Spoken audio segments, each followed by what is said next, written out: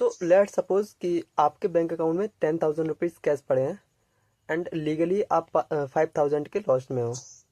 And other hand आपके account में 0 रुपये कैश हैं बट लीगली आप प्रॉफिटेबल हो। तो ऐसा कैसे होता है? ये कोई स्कैम है या फिर फाइनेंस का कोई ट्रिक? सो ऐसा इसलिए होता है क्योंकि हम फाइनेंशियल स्टेटमेंट्स को एज अ बैंक स्लिप की तरह यूज़ करते हैं, not a whole story. So as a student जब मैंने first time financial statement read करने की कोशिश की थी तो मुझे भी कुछ समझ नहीं आया था, सारा चीज़ें ऊपर से जा रही थी बिकॉज ऑफ उस नंबर के पीछे कितने नंबर लिंक हैं उस नंबर से। एंड पूरी स्टोरी क्या है वो समझ नहीं आ रहा था, सिर्फ नंबर शो हो रहे थे जो लग रहा था जैसे मतलब वो स्टोरी प्रेजेंट कर रहे हैं हमारे लिए, तो वही स्टोरी हम देख पा रहे थे। मैं मतलब वही स्टोरी देख पा रहा था एंड उसके पीछे की जो स्टोरी है वो नहीं देख पा रहा था। एंड रियलिटी में ऐसा नहीं होता है। इन रियलिटी कंपनी आपको जो स्टोरी शो कर रही होती है वो कुछ और स्टोरी होती है एंड उसके पीछे कुछ और स्टोरी होती है जो आपको देखनी होती है कि एक्चुअल में बिजनेस हमसे क्या छुपाना चाह रही है और शो क्या कर रही है। ये दोनों स्टोरी आपको नंबर्स के थ्रू समझ आनी चाहिए। ये ओवरऑल गोल होता है फाइनेंशियल स्टेटमेंट्स रीड करने का कि आपको उसके पीछे की और मैनेजमेंट की स्टोरी समझ आनी चाहिए। एंड ये सब थोड़ा इजी हो जाता है कुछ अकाउंटिंग प्रिंसिपल्स को समझने के बाद। सो आज हम उन्हीं प्रिंसिपल्स के बारे में बात करेंगे कि आप उससे, ऐसा नहीं बोल रहा हूँ कि आप पूरे फाइनेंशियल स्टेटमेंट्स एकदम प्रॉपर समझना स्टार्ट कर दोगे, क्योंकि उसमें हर एक कंपोनेंट को आप डीपली समझोगे तभी आप एक बेटर तरीके से एनालिसिस कर पाओगे एंड फाइनेंशियल स्टेटमेंट को रीड कर सकते हो। बट उसको बेटर वे में समझने के लिए कुछ स्टार्टिंग पॉइंट्स में रूल्स होते हैं जो आपको पढ़ने चाहिए, समझने चाहिए, जिसके बेस पे फाइनेंशियल स्टेटमेंट बनते हैं। तो आज मैं उन्हीं पे बात करूंगा, कुछ प्रिंसिपल्स जो आपको पता होने चाहिए। एंड ऐसे नहीं कि पूरे प्रिंसिपल बताऊंगा सारे, जो बहुत इंपॉर्टेंट प्रिंसिपल्स हैं। तो 6 प्रिंसिपल्स पे बात करूंगा जो काफ़ी यूज़फुल है एंड आपको पता ही होने चाहिए। एंड अगर आपको फुल डिटेल में इन 6 प्रिंसिपल पे वीडियो देखनी हो तो इनके लिए मैंने अलग ही वीडियो बना दिए, तो आप मेरे चैनल पे जाके चेकआउट कर सकते हो। तो अभी के लिए मैं ओवरव्यू देता हूँ सारी प्रिंसिपल्स को डिटेल में ताकि आप समझ सको एज अ मीनिंग के बेसिस पे। So let's go, we will start this video. So hey everyone, मेरा नाम स्वांशु सिंह है एंड मैं फाइनल ईयर कॉलेज स्टूडेंट हूँ। एंड मैं इस चैनल के थ्रू अपनी फाइनेंस जर्नी डॉक्यूमेंट कर रहा हूँ फ्रॉम स्क्रैच। एंड आप लोग फाइनेंस में अपना करियर बनाना चाहते हो एंड कुछ समझ नहीं आ रहा कहाँ से स्टार्ट करें, एंड अगर आप स्क्रैच पॉइंट से स्टार्ट करना चाहते हो तो मेरे मेरे साथ जुड़ना ना भूलें। एंड मैं स्क्रैच से सारी चीज़ें शेयर करते हुए चलूँगा। आप अगर मेरे साथ चलोगे तो आप काफ़ी चीज़ें सीखते रहोगे। So let's go, we will start this video. So सबसे पहला प्रिंसिपल है actual accounting versus cash accounting, तो जिस पे हम बात करें। सो एक्चुअल वर्सेस कैश को समझने के लिए एक सिंपल एग्जांपल लेते हैं। मान लो आप दो लोगों को ट्यूशन पढ़ाते हो एंड जनवरी में आपने ट्यूशन पढ़ाया एंड इंस्टेड ऑफ कि वो जनवरी में फीस के, उन्होंने बोल दिया कि वो फीस मार्च में पे करेंगे। तो अब इस चीज़ को, इस इवेंट को रिकॉर्ड करने के लिए हमारे पास दो ट्रिक हैं। एज ए हम एक्चुअल बेसिस पे रिकॉर्ड कर सकते हैं और कैश बेसिस पे। सो सबसे पहले मान लेते हैं कि जो इवेंट हमने जनवरी में किया, जो सर्विस प्रोवाइड की, डिलीवर किया, उसको हम ऐसे सपोज करते हैं जब पैसा आएगा तभी हम मानेंगे कि उस चीज़ को हमने प्रोवाइड किया है सर्विस। सेल्स हमारी तब हुई है जब हमने पैसा आ गया हमारे पास, अगर पैसा नहीं आया तो सेल्स नहीं हुई है। तो इसे हम कैश अकाउंटिंग कहते हैं। जैसे कि हमने जनवरी में ट्यूशन पढ़ाया एंड मार्च में पैसा आया तो हम मानते हैं कि मार्च में ही हमने ट्यूशन पढ़ाया है। लेकिन ये लॉजिकली थोड़ा इनकरेक्ट होता है एंड ये ट्रेडिशनल वे है, तो आजकल के बेसिस पे मतलब मॉडर्न बिजनेस में ये यूज़ नहीं होता है, but this is our rule, so आपको समझना पड़ेगा। एंड अगर कोई चीज़ हमने जनवरी में की एंड पैसा मार्च में आया तो हम मानते हैं कि मार्च में ही वो चीज़ हमने बेची है, तो इसे हम कैश अकाउंटिंग बोलते हैं। एंड इन एक्रूअल अकाउंटिंग हमने जनवरी में ट्यूशन पढ़ाया, फीस मार्च में आई एंड इसमें फीस कभी भी आए डजेंट मैटर, जब भी इवेंट हो गया एंड सर्विस या प्रोडक्ट आपने डिलीवर कर दिया, सो इवेंट कंप्लीट हो गया। अब आपको सेल्स रिकॉर्ड कर देनी है, रेवेन्यू रिकॉर्ड कर देना है। अब पैसा आपका 2 महीने बाद आ रहा है, 3 महीने बाद, डजेंट मैटर। आपको मैटर करता है कि आपने सर्विस और प्रोडक्ट डिलीवर किया या नहीं किया। इसको हम एक्रूअल अकाउंटिंग कहते हैं। जैसे कि इस एग्जांपल में जनवरी में आपने ट्यूशन पढ़ाया, आपकी रेवेन्यू जनवरी में क्रिएट हो गया, अब पैसा वो मार्च में आ रहा है तो वो कैश का इनफ्लो है, लेकिन जो रेवेन्यू है वो आपका मार्च में ही, सॉरी, जनवरी में ही रिकॉर्ड हो जाना चाहिए। एंड मॉडर्न बिजनेस में आजकल एक्रूअल अकाउंटिंग भी फॉलो करते हैं, कैश अकाउंटिंग नहीं फॉलो करते हैं, बिकॉज ऑफ वो थोड़ा इलॉजिकल है एंड एक्रूअल अकाउंटिंग लॉजिकल है, बेस्ट वे। सो लेट्स गो, हम सेकंड पॉइंट पे चलते हैं, which is matching principal. So now suppose accrual accounting कहता है कि इनकम को तभी रिकॉर्ड करो जब आपने प्रोडक्ट या सर्विस डिलीवर कर दिया है, तो this is accrual accounting. And matching principal कहता है कि इस रेवेन्यू को रिकॉर्ड करने के लिए, इस मंथ में जो रेवेन्यू आया है, इस रेवेन्यू को जनरेट करने के लिए जो एक्सपेंस हुआ है वो एक्सपेंस भी इसी मंथ में आएगा। तो इसी को हम बोलते हैं मैचिंग प्रिंसिपल। रेवेन्यू के साथ एक्सपेंस को मैच करना है। उस एक्सपेंस से जितना रेवेन्यू क्रिएट हुआ है, जितना रेवेन्यू क्रिएट हुआ है उसको रेवेन्यू क्रिएट करने के लिए जितना एक्सपेंस लगा है वो एक्सपेंस उसी रेवेन्यू के साथ आना चाहिए, ताकि मैच हो सके कि हमने जैसे 10 रुपए की चीज़ बनाई और वो 100, मतलब लेट्स सपोज कि हमने 10 चॉकलेट बनाई, 5 चॉकलेट अभी बेच दी, 5 चॉकलेट अगले महीने में बेच दी, और 10 चॉकलेट बनाने का खर्चा 100 रुपये था एंड हमने बेची है 1000 रुपये में, तो हर एक चॉकलेट का 100 रुपये खर्चा है एंड बनाने में 10 रुपये लगे हैं, तो 5 चॉकलेट बेच दी तो खर्चा 50 रुपये और 500 रुपये रेवेन्यू इस महीने पे एंड अगले महीने पे 500 का रेवेन्यू एंड 50 रुपये का खर्चा। सो ऐसे रिकॉर्ड करना है, रेवेन्यू और एक्सपेंस को मैच करना है। This is called matching principal. And इसका सबसे बड़ा फायदा ये है, इससे आपको बिजनेस की ट्रू मंथली प्रॉफिटेबिलिटी का पता चलता है, ईयरली और मंथली प्रॉफिटेबिलिटी का पता चलता है जो असली होगी, उस बेस पे मैच करके शो करने से। सो होपफुली आपको मैचिंग प्रिंसिपल का कॉन्सेप्ट भी समझ आ गया होगा। इसका मेन एग्जांपल है COGS, okay, and depreciation and amortisation.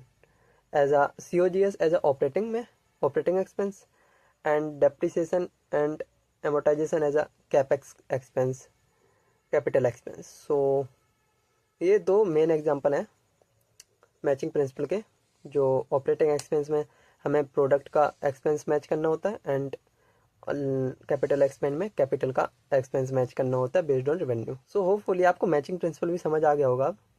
And now we will move to another third principle which is conservative और prudence principle. Third principle is conservative principle, जिसे हम प्रूडेंस प्रिंसिपल भी बोलते हैं। इसकी मेन टैगलाइन है कि hope for the best but prepare for the worst. So इसका मतलब है कि आप अच्छी चीज़ की होप रखो बट वर्स्ट के सिनेरियो के लिए पहले से प्रिपेयर रहो। So let's take an example जिसके थ्रू आपको समझाता हूँ। अगर आपको लगता है कि बिजनेस में अगले साल हमें 10 करोड़ का लॉस हो सकता है, तो उसके लिए वो 10 करोड़ रुपए अभी से जोड़ के रख लो एंड मतलब बेड डेट अकाउंट में डाल दो कि मतलब फ्यूचर में वो एक्सपेंस हो सकता है जो हमें पता है, सो वो एक्सपेंस हम आज ही कर देते हैं। This is called conservative principal. And अगर आपको लगता है फ्यूचर में 2 महीने बाद हमें 100 करोड़ का रेवेन्यू जनरेट हो सकता है, सो उस रेवेन्यू को तब तक जनरेट नहीं करना है जब तक कि वो मतलब रेवेन्यू हो ना जाए। मीन्स रेवेन्यू और प्रॉफिट तभी रिकॉर्ड करना है जब हो जाए एंड लॉस को अर्ली बुक कर लेना है अगर आपको थोड़ा सा भी आइडिया हो सकता है कि लॉस होने वाला है। So this is called conservative accounting या फिर prudence accounting. So now we will move another principle which is consistency principle. And इसका मेन रूल होता है कंसिस्टेंसी मेंटेन करना बिजनेस में, रूल्स की एंड बिजनेस को कंपेरेबल तरीके से शो करना। सो लेट्स सपोज एक एग्जांपल के थ्रू समझाता हूँ। कंसिस्टेंसी प्रिंसिपल कहता है अगर आप शुरुआत से एक प्रिंसिपल फॉलो कर रहे हो, एक रूल फॉलो कर रहे हो, एक गाइडलाइंस फॉलो कर रहे हो, तो इसको आप चेंज नहीं कर सकते बीच में। आपको प्रॉपर स्ट्रक्चर चेंज करने के लिए परमिशन लेनी होती है एंड आपको क्लैरिफिकेशन देनी होती है why are you changing the principles और रूल्स एंड रेगुलेशंस, क्यों चेंज कर रहे हो बिजनेस के rules and what is the main logic behind it and आप चेंज क्यों कर रहे हो, उसके लिए आपको क्लैरिफिकेशन देना होता है एंड आप बीच में ऐसे चेंज नहीं कर सकते प्रिंसिपल्स, बिकॉज ऑफ बिजनेस की कंसिस्टेंसी ब्रेक हो जाती है एंड कंपेरेबिलिटी डिफ़िकल्ट हो जाती है एक दूसरे से। सो इसीलिए बिजनेस को अलाउ नहीं है कि कंसिस्टेंसी ब्रेक करे and this is the consistency principle, जहाँ हम देखते हैं कि प्रिंसिपल बिजनेस को रूल्स सेम फॉलो करने चाहिए जिससे कि वो कंसिस्टेंसी मेंटेन कर सके। जस्ट लाइक एग्जांपल लेते हैं, डेप्रिसिएशन में स्ट्रेट लाइन डेप्रिसिएशन यूज़ कर रहे हैं हमने 3 साल एंड देन सडनली हमने उसे चेंज कर दिया। अगर आपके पास सॉलिड लॉजिक है, सॉलिड एक्सप्लेनेशन है कि इस वजह से हम चेंज कर रहे हैं, तो वो वैलिड है। अगर आप विदाउट एक्सप्लेनेशन उस चीज़ को चेंज कर रहे हो तो वो वैलिड नहीं है, वो फिर रेड फ्लैग में आ जाता है एंड कंपनी के लिए डेंजर साइन होता है। सो कंसिस्टेंसी मेंटेन करना एक सस्टेनेबिलिटी का साइन है बिजनेस के लिए। सो होपफुली आपको कंसिस्टेंसी प्रिंसिपल भी समझ आया होगा। एंड इसमें यह है कि आपको कंसिस्टेंसी मेंटेन करना है एज अ रूल्स और रेगुलेशंस में। ऐसे विदाउट एक्सप्लेनेशन आप चेंज नहीं कर सकते हो। So this is called consistency principle. So now we will move to another principle which is materiality principle. इसको हम ऐसे ही बोल सकते हैं telescope versus microscope rule. So materiality principle बोलता है कि आप उन बड़ी बड़ी चीज़ों पर फोकस करो जो आपको इन्वेस्टर और बिजनेसमैन को इन डिसीजन लेने में हेल्पफुल हो। उन छोटी छोटी चीज़ों पे टाइम वेस्ट मत करो जिसका कोई लॉजिक नहीं है, उस पर टाइम इन्वेस्ट करके फ़ायदा नहीं है। ऐसी चीज़ों पे टाइम इन्वेस्ट करो जिसका इन फ्यूचर रिटर्न बढ़ सकता है। जस्ट लाइक अगर आपका रेवेन्यू 10,000 करोड़ का है, अगर 5 करोड़ आपके कहीं गायब हो गए तो उस चीज़ पे टाइम वेस्ट करके कोई फ़ायदा नहीं है। आप उन 950 करोड़ को एनालाइज करके एक बेटर डिसीजन ले सकते हो बिजनेस के लिए, एंड ताकि बिजनेस लॉन्ग टर्म में अच्छा सस्टेन करे। एंड अगर वो 5 करोड़ जो आपने अवॉइड कर दिए हैं, अगर वो इलीगल एक्टिविटी पे हैं तो वो कंसर्न है एंड बिगेस्ट प्रॉब्लम हो सकता है, क्रिएट कर सकते हैं इन फ्यूचर। सो आपको जस्ट एक बार चेक करना चाहिए, दैट्स इट। मटेरियलिटी प्रिंसिपल यही कहता है कि आपको उन चीज़ों पे ध्यान देना है जो बिजनेस को रिटर्न बढ़ा सकें एंड इन्वेस्टर और बिजनेसमैन को डिसीजन लेने में हेल्पफुल हो सकें। उन चीज़ों पे ध्यान देना है, उन चीज़ों पे नहीं जो छोटी छोटी चीज़ें हैं और जैसे हम अवॉइड कर सकते हैं एंड उसका कोई लॉस नहीं हो सकता। So this is called materiality principle. And ये मटेरियलिटी है या नहीं तो ये कंपनी पे डिपेंड करता है, कितनी बड़ी कंपनी है उसका कितना सा छोटा सा हिस्सा गायब हुआ है, ये डिपेंड करता है कंपनी के साइज पे एंड कंपनी पे। सो एंड अगर कंपनी 10 करोड़ की है, 5 करोड़ गायब हो गए तो मैटर नहीं करता। अगर कंपनी ही 10 करोड़ की है और 5 करोड़ गायब हो गए तो मैटर करता है। सो कंपनी पे डिपेंड करता है, कंपनी के साइज पे कि कितना मटेरियलिटी है, नॉट नंबर्स पे। So this is called materiality principle. And now we will move another sixth principle which is going concern principle. तो इसको हम गोइंग कंसर्न अजम्पशंस भी बोलते हैं। सो जब भी कंपनी के फाइनेंशियल स्टेटमेंट्स बनाते हैं सो ऑलवेज यही एज्यूम करते हैं कि कंपनी लॉन्ग रन में सस्टेन करेगी, ये बंद नहीं होगी। तो इसी को हम गोइंग कंसर्न प्रिंसिपल बोलते हैं, जिसमें हम एज्यूम करते हैं कि कंपनी लॉन्ग रन में सस्टेन करेगी, ऐसे बीच में बंद नहीं हो जाएगी। So this is called going concern principle. And इसके दो इफेक्ट पड़ते हैं।